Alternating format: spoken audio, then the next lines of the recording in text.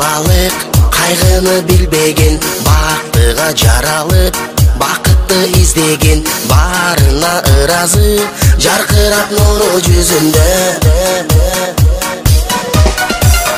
Бул дүйнө кабарын оюна илбеген, баарына кызыгып билбесе ким деген, баш ийип аргасыз жарокер карап көзүнө.